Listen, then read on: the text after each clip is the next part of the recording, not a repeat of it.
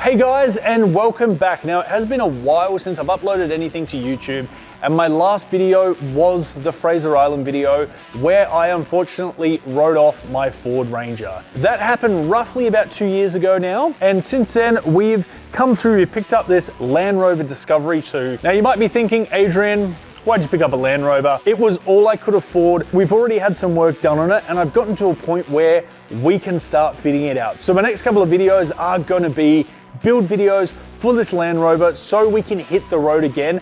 And look, we're building it up more to be a camera card. Yes, there will be more of a touring element for the series, but for now, I'm gonna focus on building this car up and getting it ready to hit the road again. We've had the torque converter fixed, we got the gearbox redone, all new drive shafts, so pretty much all of the driveline is brand new in this car. So in today's episode, I'm down at the Burgess Caravan Centre. They have been absolutely lovely and amazing in letting me use their amazing car lift to get this job done. For this video, we're gonna be replacing the brakes and rotors. We're also doing the wheel ball joints at the same time whilst we've got everything apart. Now, I haven't done ball joints before, so this is gonna be new for me, but I have to learn this car inside and out. So if anything happens and I need to do some bush mechanics on the road, I can hopefully do that.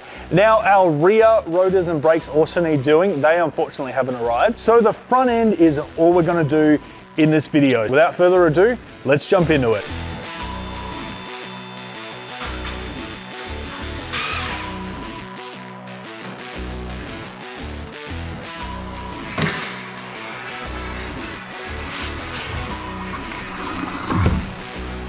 So I've been sitting here trying to get this rotor off for about the past 10 minutes. And I've just realized I have a screw right here that I've missed. You know what happens, you forget stuff.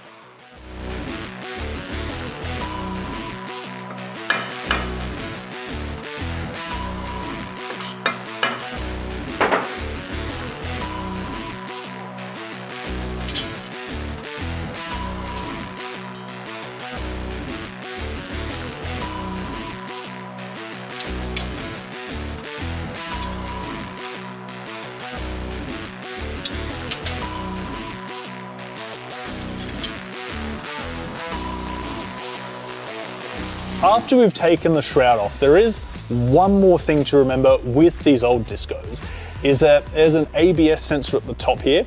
Now, this is our cord here for that sensor, and it always pays just to loosen off the hex nut that's in here, remove that sensor out just whilst you're doing a job like this, because the last thing you want to do is damage the cable and be out for a whole new one.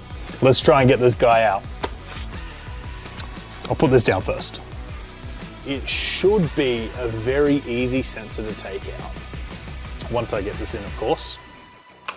So we're just gonna crack that. We'll get this out. Not sure, I think this is a size 5 Allen key. So we're just gonna get that Allen key out. See, that's all it is, size 5. Nope, it's gonna focus up on my eye. So that's a size 5, and all I'm gonna do is put this over here. Now, as I've been taking everything apart, I've been laying it out in an order.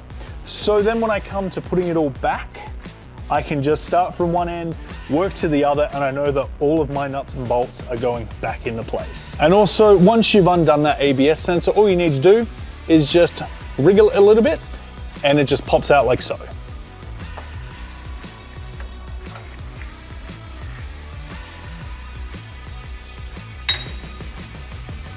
All right, now, as you can see here, we have the shaft out, we've got the main hub off, everything's off, ready to go.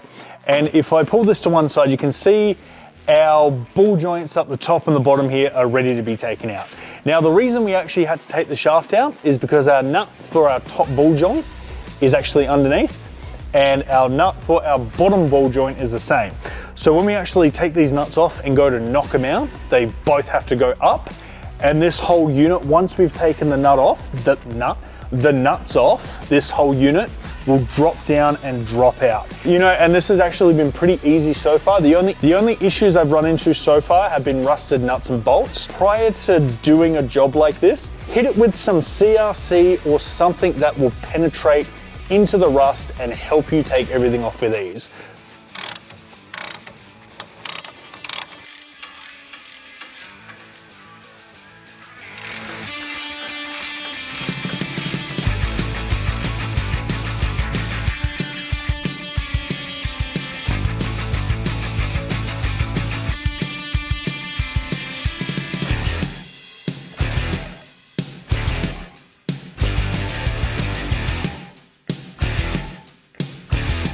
The tool that we need to remove this knuckle has finally arrived. Now, as a bit of safety, we want to have a nut about, I don't know, 4 turns in. When we break the knuckle from the wheel bearing, it'll land on this nut and just make it easier for us to remove it.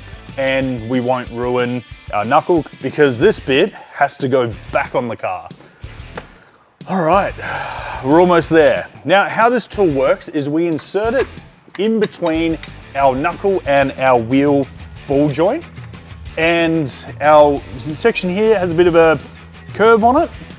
That bit sits on the underside of our ball joint. And as we tighten our screw up, it will actually force this guy down and out.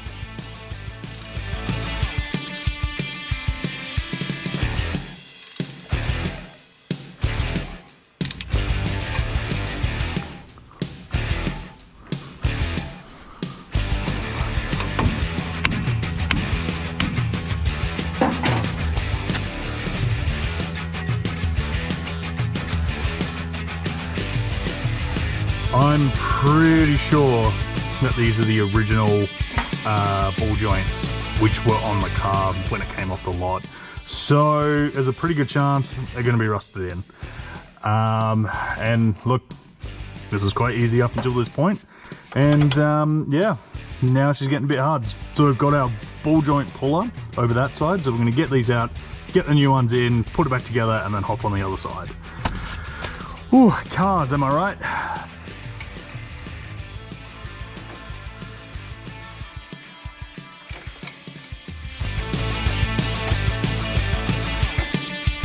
So you can see our ball joint puller here. I have it to a point where we're about 50% of the way out, and I've had to just re-rig our puller and just put this little bit of a cup in here because I've run out of room to push the ball joint up. So hopefully we can get this one out with ease from here on out. This has probably taken roughly about 3/4 of an hour at this point. And that's just one. So hopefully all the others will come out relatively easy. Yeah, this is what happens when they're 20 years old. But we're almost there, so I'm excited. Oh, oh, and that feels, oh, and that's it. We're out. Oh, let's loosen this off.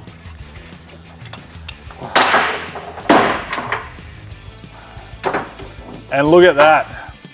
That is our ball joint out and ready for the new one. Now, we have to get the bottom one out still, and I must admit, looking at it, she is rusted in there, so it'll probably take me a little bit longer than what it did to get this one out.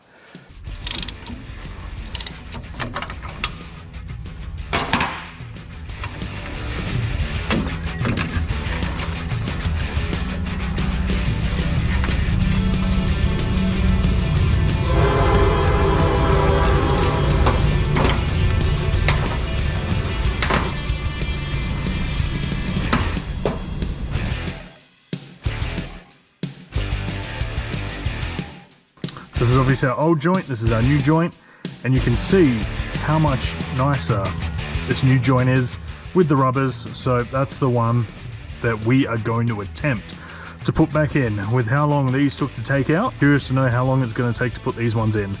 So we've just gone through, cleaned up our holes already. So we're going to swap our bearing remover and we're going to change it over so we can put these in. And yeah, and then do the same to the other side, put everything back together, put the rotors on, wheels back on, and we should be good to go.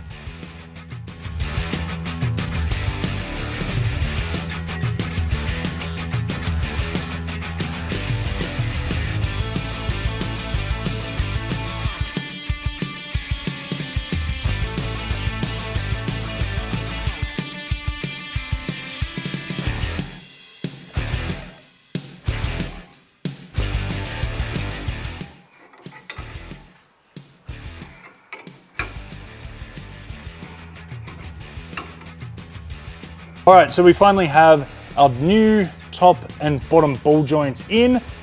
Now, all I'm gonna do is just clean this guy up a bit. He's looking a bit rusted out. So we're gonna hit this with a wire brush clean her up and reassemble it all back together. Now, after we've done this side, we obviously have to do the driver's side. I'm not going to show you that because there's no point. It's exactly the same as putting this side together.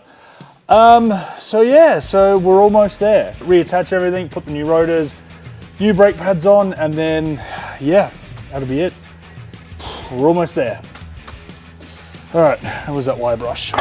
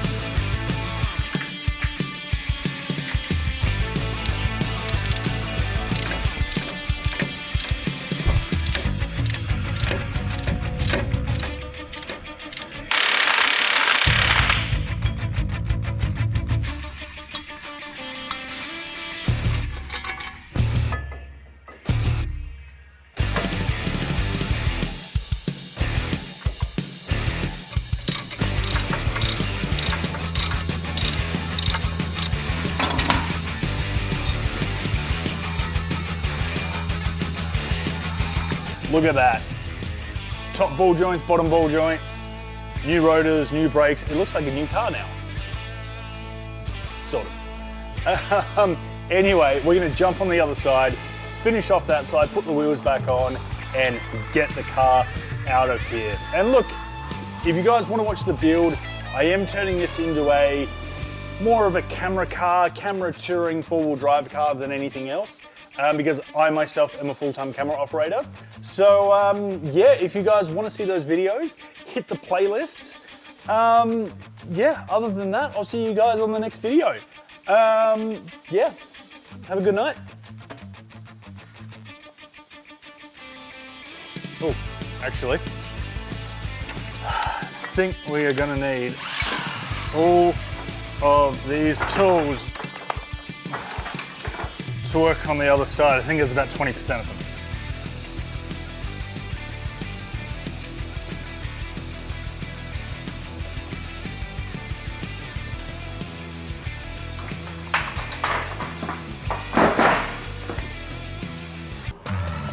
It amazes me at how hard some car companies make it to pull a car apart. And I must admit, Land Rover seems to be, it's this weird like love-hate relationship. Some things are super, super easy, and some things are just super hard, no idea why. But anyway, I'm actually pretty excited to see what this looks like on the car. So let's jump into it, but first, I reckon I might have the rest of my tea.